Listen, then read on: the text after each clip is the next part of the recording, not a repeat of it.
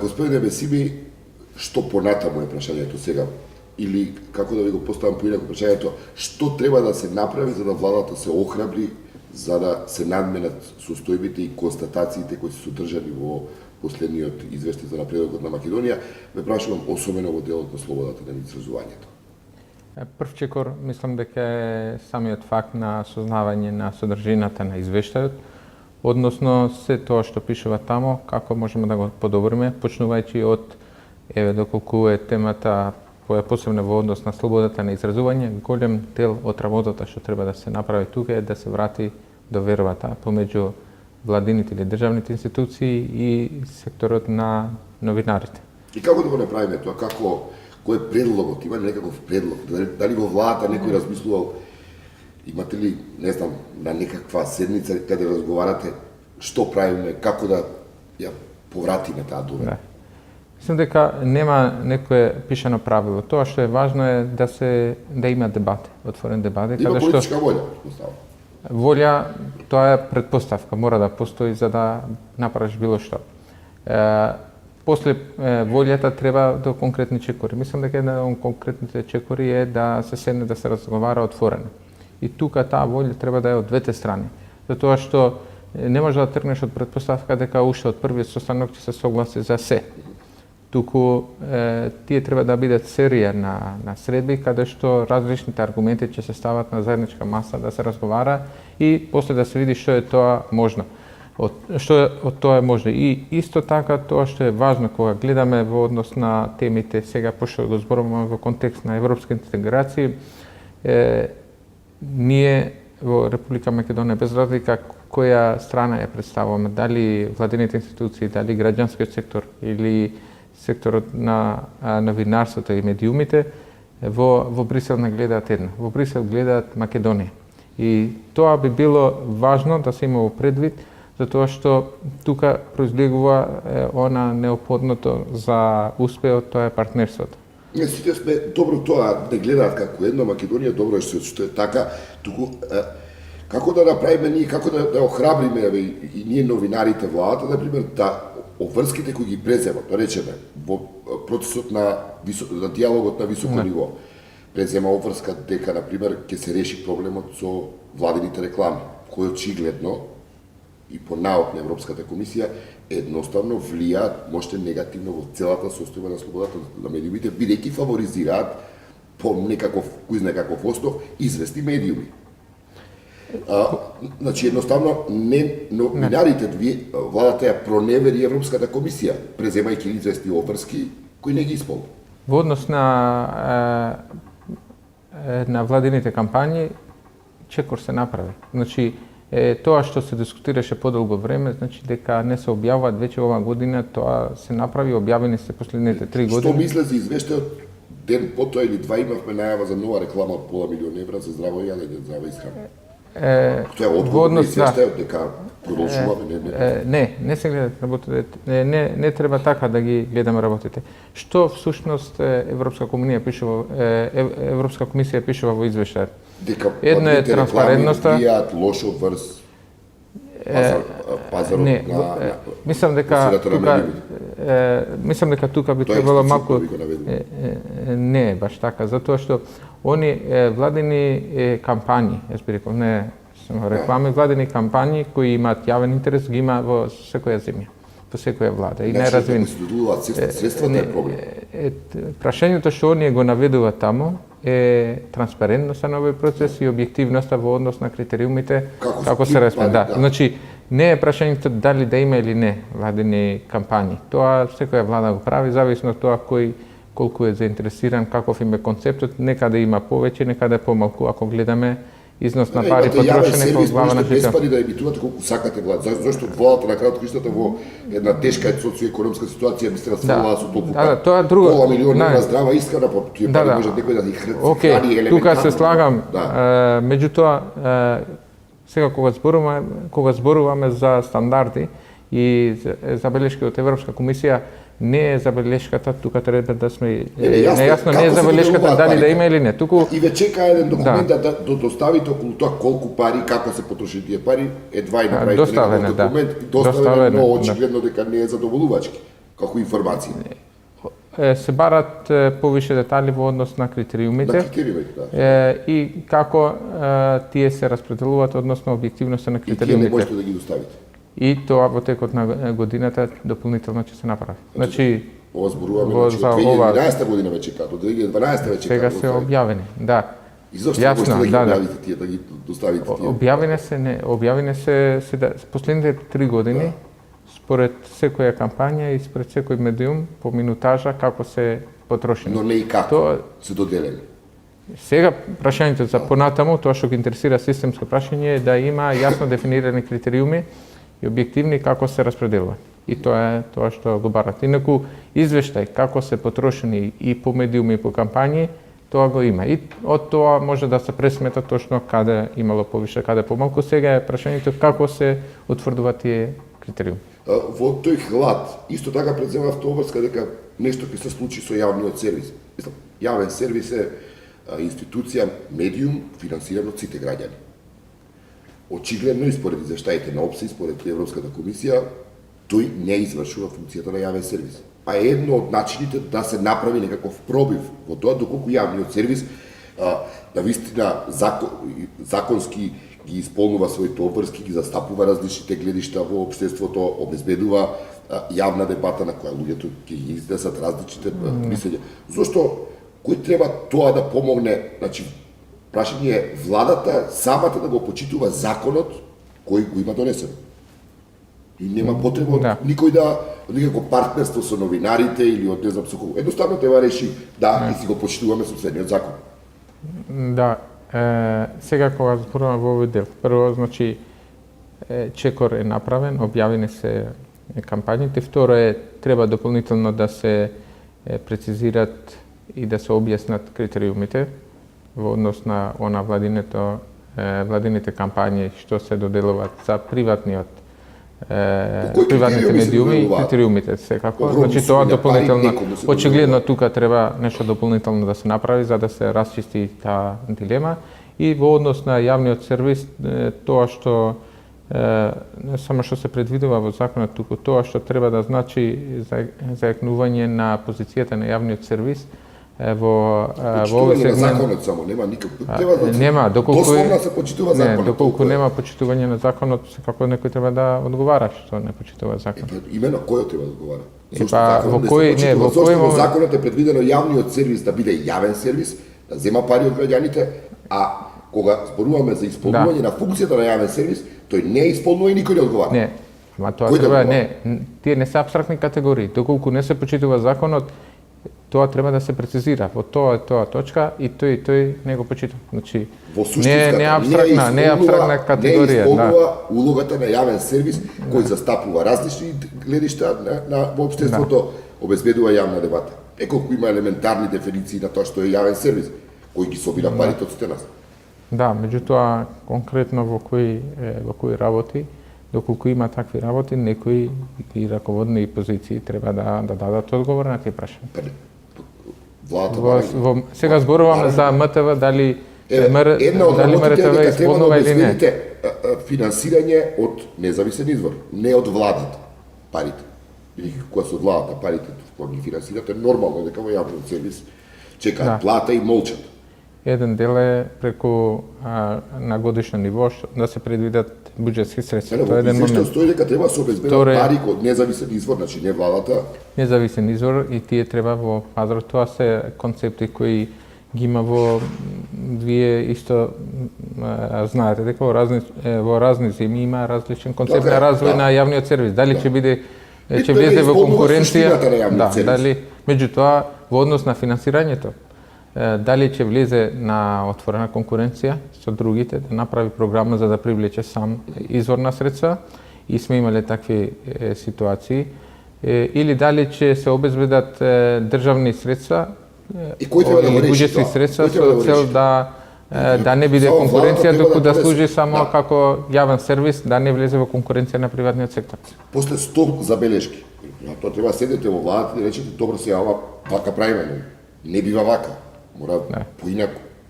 Една од Не да, можеме би сакале да ви помогнеме многу умине веројатно, но вие Да. сте тие кои сте главните. Во однос на ова прашање, секако дека и во текот на годината, следеа после законите, имаше една работна група која се формираше од Министерството за информатичко општество и јавна администрација, каде што требаше да се гледат меѓу другото и овие прашања во однос на јавниот сервис. И зашто не се гледаат? Прашањето е зашто не се постапува? Неколку пати кога се констатира и повторува нешто, наместо се прифати, јас мислам, честитки патем што вие само на ваши плеки го носите целиот процес од извештајот, но кај се другите релевантни фактори од владата да речат да извештајот го прифаќаме и ќе постапиме вака и вака да се подобрат работите. Во Министерството за информатичко општество, колку што сам ја информиран, тие одржуваат редовни средби во однос на сите теми кои беа дефинирани тогаш кога поминаа законите.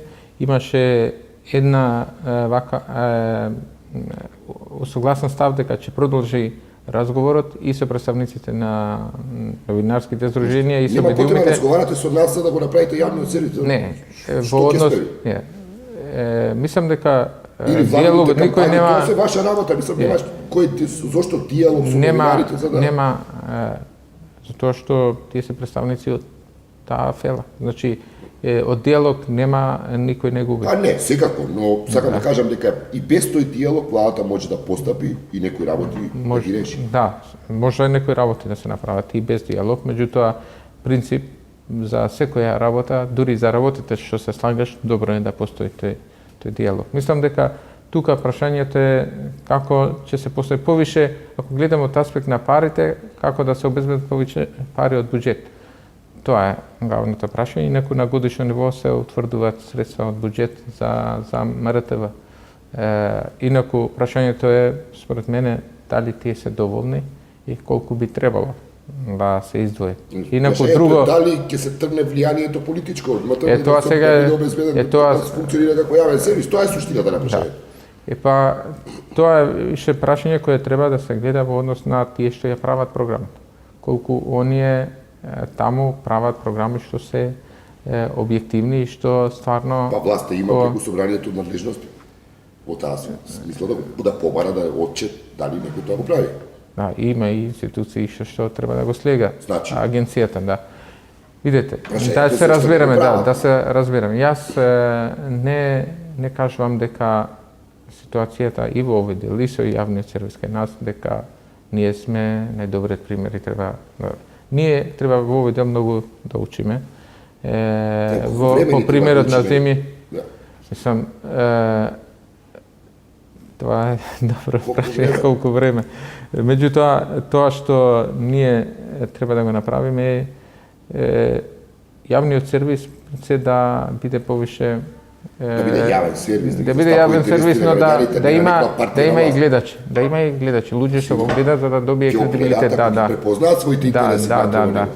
Зашто би гледале пропаганда на некоја партија, нема логика. Не е класична пропаганда, но треба да има програма што и содржини што ги заинтересираат граѓаните.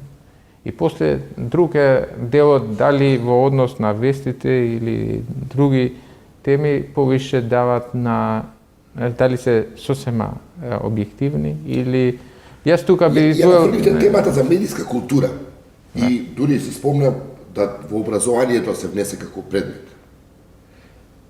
Од каде таа потреба и како тоа со медиската култура воопшто и зашто на пример владата не даде пример зашто министрите од владата испегнуваат дебата по секое прашање. И во извештајот се констатира недостатокот на јавна дебата. Јас сум за апсолутно и ќе кажам секој министер добро е да прифати било каква дебата. Сум тоа е индивидуално прашање и став на министрите, оние се определени дали сакат јавни дебати или одат на јавни настани или организираат пресови, информираат јавноста. На тој начин тоа веќе прашање на стратегија. Секој се определува свој настап. Инаку јас лично сметам демократска политичка култура, основната работа претпоставува јавна дебата. Затоа и во извештајот наведено од недостатокот на јавна дебата. Па јас исто тоа го кажувам и јавно. И им апелирам и на колегите и сите јавната дебата еден начин на ова на отворено и објективно соочување на аргументите во однос на тоа што го правиме. Имаме проблем, ве слушнав дека рековте дека не можете да влијаете врз судството за случајот Кежаровски. Не знам дали пратите, но вчера, завчера во целата новинарска заедница во Европа и во светот се мобилизира на таа тема. Очигледно, сем Турција, друг случај на затворен новинар во Европа не постои. Рековте дека не може да се мешате во судството. Да, не можете законски да се мешате во судството. Моето прашање попрво се однесува на тоа што се случи со предлогот кој го достави пратеникот Павле Трајанов, кој се однесуваше на промена на законот во кривичниот закони кој е осуден Кежаровски и тежината на одговорноста да се стави на оној кој од институциите ги оддава документите кои се доверливи, а не на новинарите чија работа ни е да наоѓаме релевантни информации и при тоа ни е гарантирано дека имаме право да го заштитиме својот извор. Во собранието и ВМРО и ДУИ се согласија дека законот, измените нема да бидат прифатени како што предлага пратеникот Трајановски и дека се задолжува Министерството за правда да изготви предлог на нов закон. Што се случува со една таква идеја која зависи од вас, политичарите, не од судиите?